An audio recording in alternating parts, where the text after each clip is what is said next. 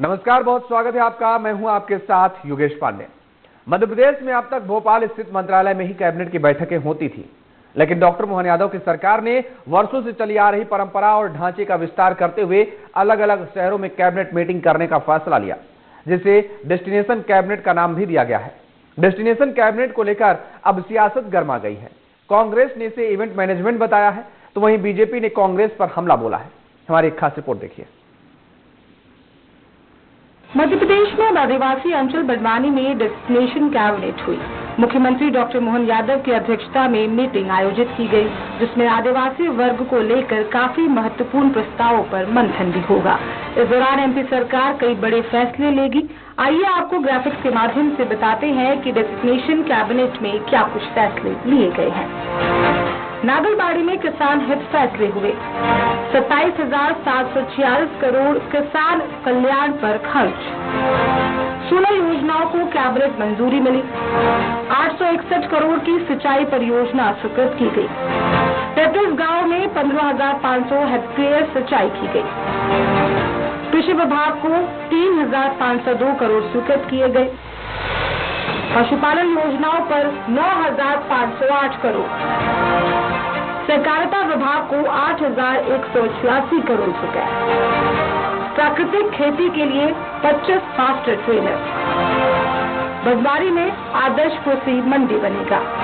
कृषि आधारित किसानों के लिए इस राशि के साथ बीते समय हमने विधानसभा के दरमियान उड़द प्रोत्साहन, ये देश में पहली बार हुआ जब हमने दलहन के लिए तीसरी फसल के माध्यम से 600 रुपये प्रति कुंटल का बोनस प्रारंभ किया, जिसके आधार पर 4.15 लाख हेक्टेयर में इसकी बोनी संभावित है। सोयाबीन का बीते समय हमने भावांतर योजना में भुगतान करके देश में हमारा मध्य प्रदेश पहला नंबर का राज्य है, जिसके आधार पर हमने सोयाबीन की खरीदी की थी। उसी प्रकार तिलहन में और सरसों पे भी भावांतर योजना का लाभ हम देने वाले हैं। ये लगभग 15.71 लाख मीट्रिक टन का इसका उत्पादन होगा और सरसों को भावांतर योजना में शामिल करने के लिए हमने भारत सरकार को इसका प्रस्ताव दिया है। राष्ट्रीय खाद्य सुरक्षा पोषण के माध्यम से 5 वर्षों की निरंतरता के लिए 3,285.49 करोड़ की राशि हमने धान, गेहूं, दलहन, मोटा अनाज, नकदी फसलों में देने का प्रयास किया है। प्रधानमंत्री कृषि सिंचाई योजना के माध्यम से पर ड्रॉप मोर क्रॉप के माध्यम से 1 अप्रैल 2026 से 31 मार्च 2026 तक 2,393.97 करोड़ की ये राशि भी हमने मंजूर की थी। प्रधानमंत्री राष्ट्रीय कृषि विकास योजना के माध्यम से 2031 तक के लिए हमने सब मिलाकर के ये 10,000 करोड़ से ज्यादा की राशि पिछले विधानसभा के माध्यम से हमने किसान कल्याण वर्ष में घोषित की। आज की ये राशि अगर जोड़े तो 27,746 के साथ 10,000 करोड़ से ऊपर की राशि जोड़े तो लगभग ये हमारी 38,000 करोड़ के आसपास की किसान कल्याण के लिए हमने अपने राज्य बजट से ये बड़ी योजनाओं को मंजूरी दी है।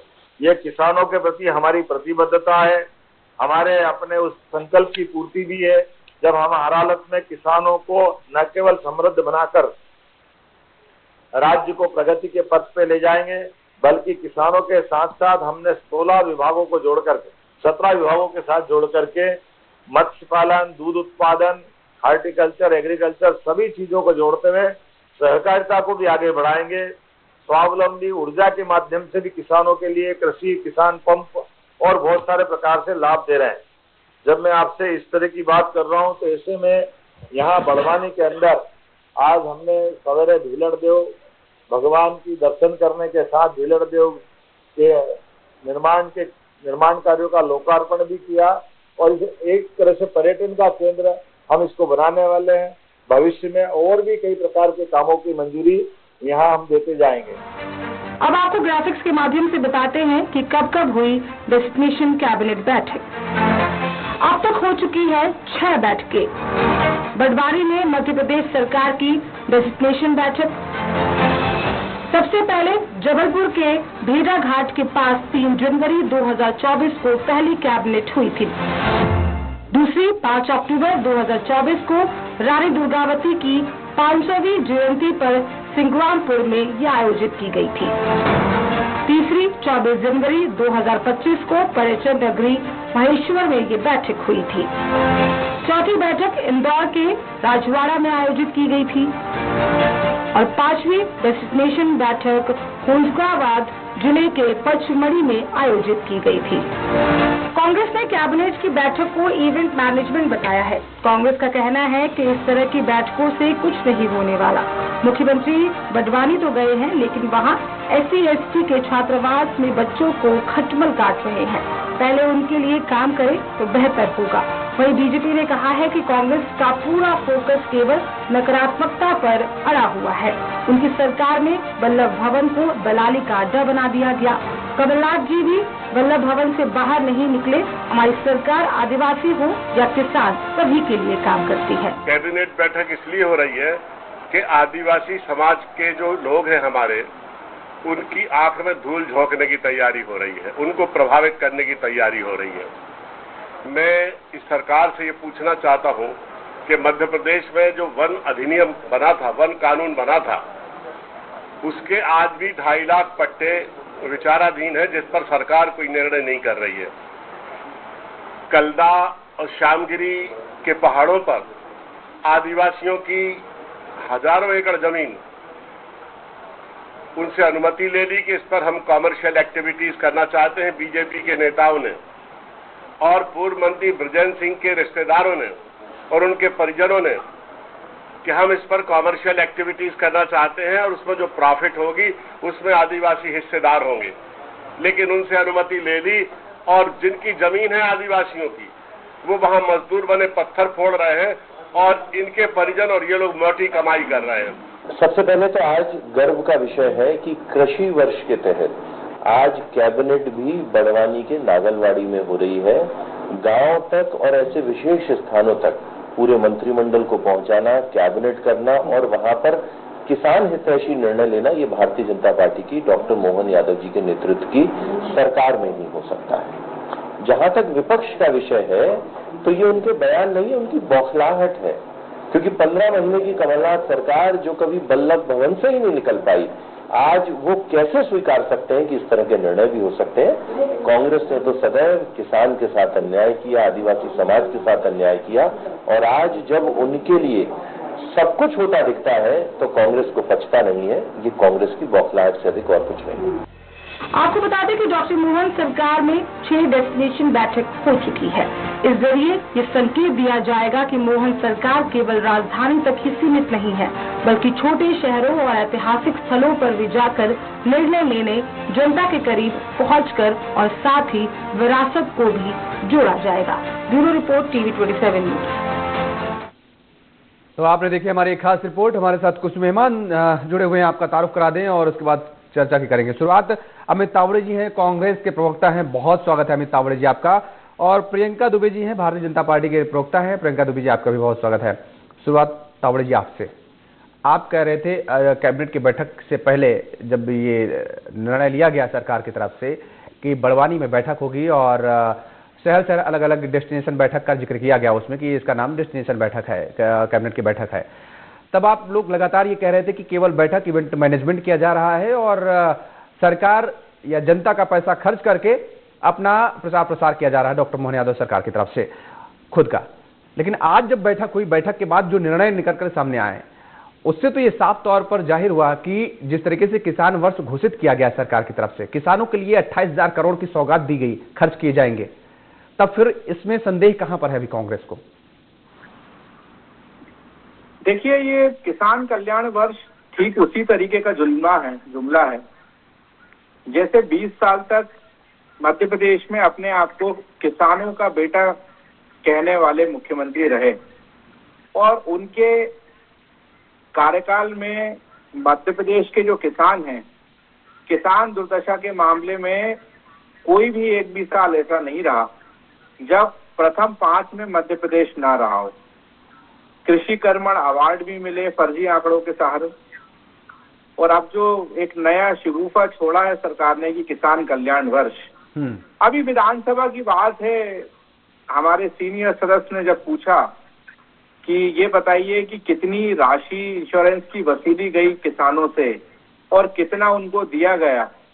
तो जो कंपनी के द्वारा सरकार की मिली भगत से राशि ली गई इंश्योरेंस की, वो 7,000 करोड़ के आसपास ली गई और किसानों को जो दी गई वो 700 करोड़ भी नहीं दिए गए।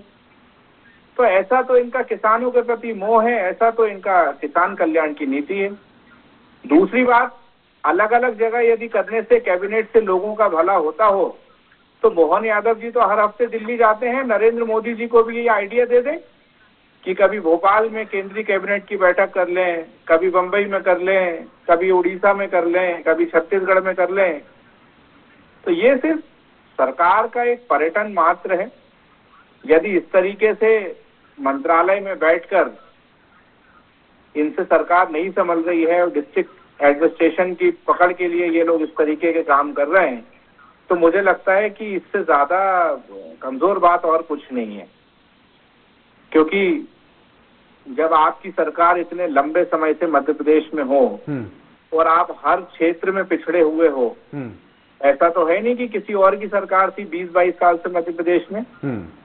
किसान कल्याण वर्ष आप मना रहे हो, ये तब की बात है जब आपकी सरकार ने गोलियां चलवाई, किसानों की दुर्दशा हुई, किसानों को खाद यूरिया तक नहीं मिल रहा। और आप कहते हो कि कमी है, कमी उस चीज की नहीं होती, उस शराब की नहीं होती जो रोज बिकती है, लेकिन साल में एक बार जब किसान जो है आज से खाद और यूरिया लाइन में लगकर मांगता है तो उसको डंडे मिलते हैं पुलिस के। ये परिस्थितियां मध्य प्रदेश में हैं। तो इस तरीके की नौटंकी और अदाकारी करने की बजाय सरकार को, भले ही वो बल्लभ भवन में बैठे, एक ठोस नीति बनानी पड़ेगी, एक ठोस इनको अपना रोड मैप बनाना पड़ेगा। क्योंकि आर्थिक स्थिति की भी यदि हम बात करें तो बजट से ज्यादा तो कर्जा हो गया है सरकार का। चलिए आएंगे, उस पर भी आएंगे, दोबारा आपके पास आएंगे, तब उस पर आप बात रखिएगा और चर्चा को आगे बढ़ाएंगे। अब प्रियंका दुबे जी का रुख करेंगे। प्रियंका जी, अभी आप सुन रही थी कि किस तरीके से अमित जी कह रहे हैं कि भाई अगर जैसे वल्लभ भवन से निकल करके सरकार शहर शहर में मध्य प्रदेश में जो है वो कैबिनेट की बैठक कर रही है, अगर ऐसे ही कैबिनेट की बैठक करने से प्रदेश के जो जिले हैं उनका भला हो जाए, लोगों को, प्रदेश की जनता का भला हो जाए, तो फिर केंद्रीय नेतृत्व को सलाह देने की बात ये कही जा रही है कांग्रेस की तरफ से कि आप उनको दीजिए और अलग अलग प्रदेश में पहुंच करके उनका, ताकि जो प्रदेशों का, कई प्रदेशों को तो ऐसा आरोप है जहां पर विपक्षों की सरकार है कि कोऑपरेट नहीं करती है केंद्र की सरकारें, तो फिर उनका भी भला हो जाएगा। अच्छा, नमस्कार जी। सर्वप्रथम सभी श्रोताओं को नमस्कार कहते हुए ये अगर हम बात करें, जब भी देश के विकास की बात आती है तो जैसे हमने घोषित करने की बात करनी है, और आज जो कैबिनेट के हम जिसके निर्णय निकलकर नागलवाड़ी में निकल करके आए हैं, तो लगभग वहाँ से जो सीमावर्ती राज्य में जुड़ते हैं और साथ ही साथ जो वहाँ का क्रॉप रोटेशन है, जिसमें सबसे ज्यादा अगर देखा जाए तो कपास है, मूंगफली है, सोयाबीन के मामले में तो मध्य प्रदेश अग्रणी है ही। इसके अलावा मिर्च के लिए जो वहाँ पर बेड़िया की सबसे बड़ी मंडी और जो खेतिया की हाईटेक मंडी बड़वानी को बनाने की तैयारी की जा रही है, तो ये नवाचार भी है और साथ ही साथ समय के अनुसार कदम बढ़ाने की ओर मध्य प्रदेश अग्रसर हो चुका है।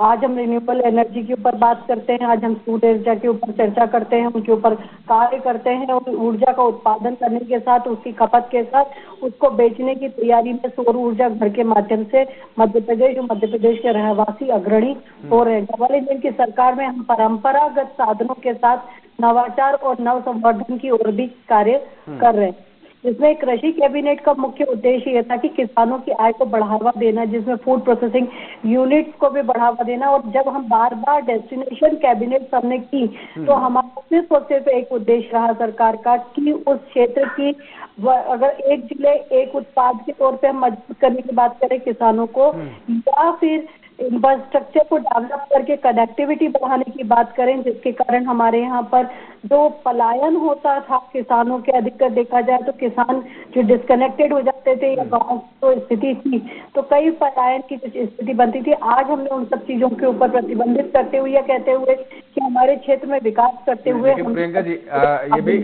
तावड़े जी ये भी तो कह रहे हैं कि भाई पिछले 20 सालों से आपकी सरकार है, भारतीय जनता पार्टी की ही सरकार तो है, फिर आखिर ऐसी स्थिति क्यों बनी है जो पलायन का जो आप जिक्र कर रही है आज की, अब वो स्थिति ना पैदा हो? तो यानी अभी तक शिवराज सिंह सरकार कुछ ध्यान ही नहीं देती नजर आई थी इस पर।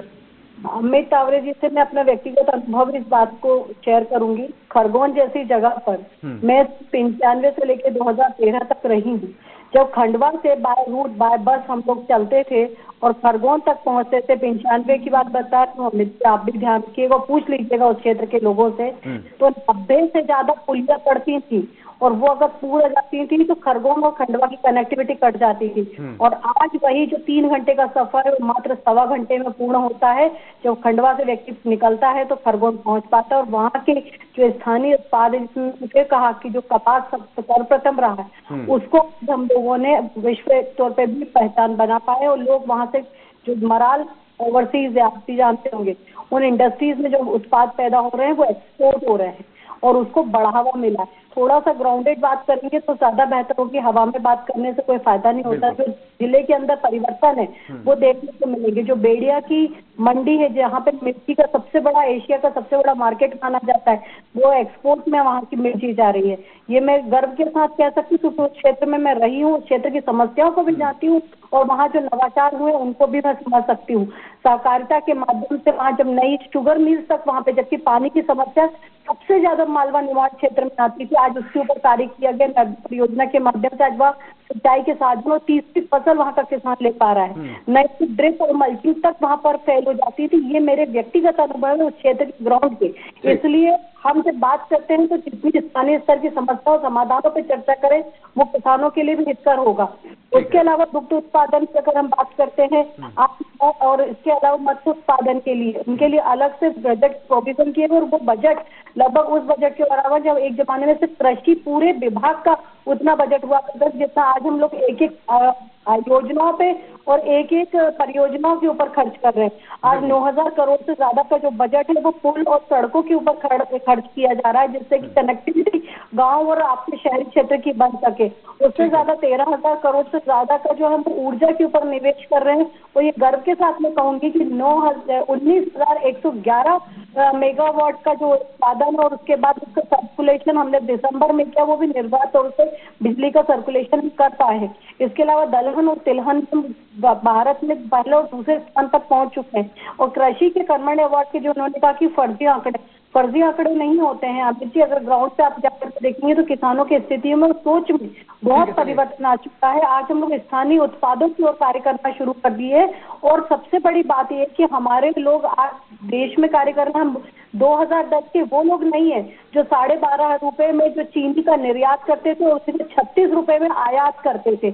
आज हमने वो परिस्थिति को बदला है और आज हम अपने उत्पादों को बाहर भेज सकते हैं और जिसमें वैश्विक परिस्थिति को देखते हुए भारत की स्थिति के ऊपर मुझे गर्व होता है और मैं विश्वास करती हूँ कि डबल इंजन की सरकार में हम मध्य प्रदेश को वापस विकासशील मध्य प्रदेश से विकसित मध्य प्रदेश की ओर और अभ्युदय मध्य प्रदेश की ओर जरूर अग्रसर करेंगे। ठीक है, चलिए दोबारा आएंगे आपके पास। अमित तावड़े जी, देखिए अब जमीनी स्तर पर उतरना पड़ेगा इसके लिए। अब ये प्रियंका दुबे जी कह रहे हैं कि हम जमीनी स्तर पर उतर करके, उन्होंने खंडवा जैसे कई क्षेत्रों का उन्होंने निमाड़ का जैसे जिक्र किया कि पहले क्या स्थिति थी और अब क्या स्थिति है। 20 साल का जो आप जिक्र कर रहे हैं कि भारतीय जनता पार्टी की सरकार है, उन 20 सालों में ही ये सब काम किए गए, ये सारे बदलाव किए गए, जो इंडस्ट्री आ रही है, जो पर्यटन के क्षेत्र में बढ़ावा देने का काम किया जा रहा है, किसानों के हित में काम किया जा रहा है। तो कोई छड़ी तो है नहीं जादू की, उनके कहने का मतलब जितना मैं आकलन कर पा रहा हूं कि एक दिन में घुमाया और स्थिति बदल गई।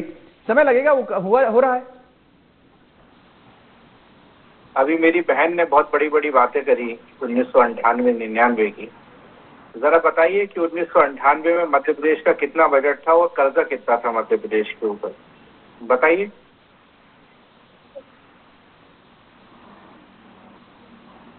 बताइए। हाँ प्रियंका जी आपसे ही पूछ रहे हैं। अमित जी अगर मैं आपको बात करूँ, ये बहुत बेसिक रूल है, इतना शायद कॉमर्स का आपको भी जानकारी होगी। मैंने जो सवाल पूछा बस उसका छोटा सा जवाब दीजिए। बात मत करिए, जो मैंने सवाल पूछा है विपक्षी होने के नाते आपके पास जवाब ही नहीं है ना, आपके पास जवाब ही नहीं है। बिल्कुल है जवाब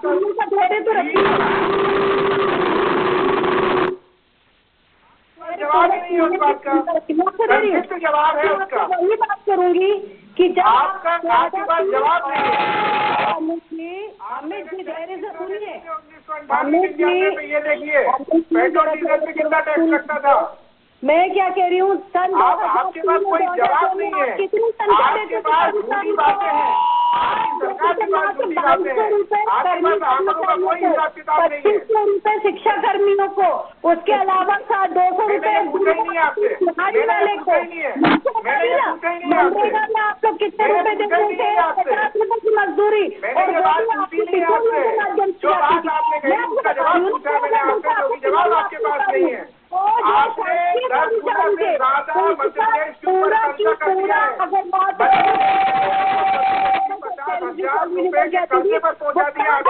से आपकी कर्मचारियों की सैलरी, मैं आज आपको वही बात कर रही हूँ जो 1.25 लाख रुपए की करीबन आज सैलरी उठा रहे, मैं आपको वही बता रही हूँ। अगर आप वहां तक जाएंगे तो बंटाढाल सरकार के पूरे चिथड़े और उखड़ जाएंगे। तो बेहतर है आपके पास आंकड़ा नहीं है, जो मैंने सवाल पूछा था उसका जवाब नहीं है आपके पास, आंकड़ों की बात जवाब नहीं है। अगर मैं सवाल और पूछने दीजिए, मुझे दूसरा सवाल और पूछने दीजिए। चलिए अच्छा ठीक है, दोनों लोग रुकिए, प्रियंका जी रुकिए, प्रियंका जी अब रुकिए, प्रियंका जी ठीक है। आप लोगों ने तो अगर मैं बात करूं और बिजली मात्र 5000 मेगावाट का उत्पादन आप मध्य प्रदेश। चलिए ठीक है, प्रियंका जी आ रहे हैं आपके पास, आ रहे हैं आपके पास, अमित जी को अपनी बात रख दीजिए। ठीक है प्रियंका जी, आएंगे आएंगे आएंगे आपके पास, आ रहे हैं, दोबारा आएंगे आपके पास। समझ सकते हैं, आपको भी मालूम है, मुझे भी मालूम है। ठीक है प्रियंका जी अब रुकिए, अमित जी। बड़े दुर्भाग्य की बात है कि मेरी बहन के पास सवाल का जवाब नहीं है। मैं बताता हूँ आपको, 30,000 करोड़ रुपए कर्जा था मध्य प्रदेश का, जो कि आज 4 लाख करोड़ प्लस पहुंच गया है। नोट कर लीजिए, आगे काम आएगा आपके डिबेट के। बात कर लीजिए ना, आपके डिबेट में काम आएगा, नोट कर लीजिए, आपका ज्ञान बढ़ा नहीं होगा। 12,000 रुपए सीखने की बात है, कोई बात नहीं, सीखने की बात है, सीखना चाहिए। कोई ऐसी बात नहीं है कि आपको नहीं पता तो आपको कोई बात नहीं, आपको ये आगे नहीं पता, कोई बात नहीं। अब और सुन लीजिए, और मेरी बात को सुन लीजिए, और मेरी बात को सुन लीजिए। 2002 में कैसा बोनी का क्षेत्र, ये बता दीजिए। और मैं समझ सकता हूँ आपका दुख, मैं समझ सकता हूँ, बता दीजिए। मैंने जो पूछा आपके पास वो आंकड़े नहीं है, मैं समझ सकता हूँ। करिए ना अमित भाई, आंकड़ों में बात करिए। मैं उस दुख को समझ सकता हूँ कि आपके पास जवाब नहीं है। होती थी तो उसमें आप लोग मुआवजा कितना रुपए देते थे, इस पे बात कर लीजिए। हंसने से नहीं होगा अमित भाई, आंकड़ों पे बात करो, आंकड़ों पे बात करो। वही तो आप लोगों से नहीं बनता है, ना सदन में बनता, ना सड़क पे बनता। समस्या वही तो है कि जब पशु क्षति होती थी तो आप कितने रुपए मुआवजा देते थे, उस पर भी बात कर लीजिए। और कितने रुपए में पशु आता था पहले, उस पर भी बात कर लीजिए। थोड़ा सा आंकड़ों पे यानी पन्ने पलटेंगे अमित जी, पन्ने पलटेंगे तो सरकार ने क्या किया पिछली सरकार ने, यानी जब आपकी सरकार थी, कांग्रेस की सरकार थी, तो फिर सारे पन्नों को पलटना पड़ेगा, केवल स्पेशली एक पन्ने को नहीं पलटना पड़ेगा। दूसरी बात यह है कि आपकी सरकार 20 साल से है मध्य प्रदेश में, और आज जो 2003 में जो वादा आपने किया था, वही वादा आपके आज भी चल रहे हैं कि हम किसानों के लिए ये करेंगे, बेरोजगारों के लिए ये करेंगे, महिलाओं के लिए ये करेंगे। 2003 में यदि कोई बच्चा पैदा हुआ होगा तो आज वो नौकरी की बात करता है, और मोहन यादव जी की सरकार उसको झूठी घोषणाएं और वादे सुनाते हैं। उसी तरह भारतीय जनता पार्टी के प्रवक्ता आकर चैनलों पर वही बात को रिपीट करते हैं। आज आप बताइए, 20-22 साल की सरकार में कोई एक बड़ी कंपनी बता दीजिए मध्य प्रदेश में। आज भी हमारे बच्चों को दिल्ली, बंबई, बेंगलोर, हैदराबाद क्यों जाना पड़ता है, बूढ़े माँ बाप की आंखों में आंसू देकर। अब शिवराज जी के बच्चे तो विदेश में पढ़कर आ गए, लेकिन मध्य प्रदेश के आम नागरिकों के बच्चे तो वहां नहीं जा सकते ना। तो आपने क्या करा शिक्षा के लिए? आज भी मध्य प्रदेश के सरकारी स्कूलों में बेसिक पीने के पानी की व्यवस्था नहीं है, पंखे की व्यवस्था नहीं है, हमारी बालिकाओं के लिए शौचालय की व्यवस्था नहीं है, और ये तमाम बड़ी बड़ी बातें करते हैं कि हमने करोड़ों रुपए खर्च करा, ये करा, वो करा। उसी तरह का ये झूठा जो किसान कल्याण वर्ष मना रहे हैं, ये उसी तरीके का शिकूफा है। ठीक है, एक तरफ सरकार की तरफ से दावा किया जा रहा है कि किसान कल्याण वर्ष है और किसानों के हित में सरकार लगातार फैसला कर रही है, लेकिन कांग्रेस यानी जो विपक्ष में बैठी पार्टी है वो लगातार इस बात को सिरे से खारिज करती नजर आ रही है, और ये कहा जा रहा है कि दरअसल जनता को गुमराह करने का और झूठे वादे किए जा रहे हैं, झूठी बातें बताई जा रही है। बहरहाल आप दोनों मेहमानों का बहुत बहुत शुक्रिया, बहुत धन्यवाद हमारे साथ जुड़ने के लिए। तो सरकार की तरफ से जो डेस्टिनेशन कैबिनेट की बैठक की जा रही है, जैसे कि अब बड़वानी में ये बैठक की गई, बड़वानी में बैठक को लेकर के लगातार विपक्ष हमलावर नजर आ रहा है, लेकिन सरकार ने किसानों के लिए पिटारा खोल दिया है। 27,000 करोड़ रुपए किसानों के बेहतरी के लिए खर्च किए जाएंगे, और उस मुद्दे को लेकर के भी लगातार कांग्रेस सवाल खड़ी करते नजर आ रही है। मेरे साथ इस चर्चा में फिलहाल इतना ही। खबरों के लिए आप देखते रहिए TV 27 न्यूज। नमस्कार।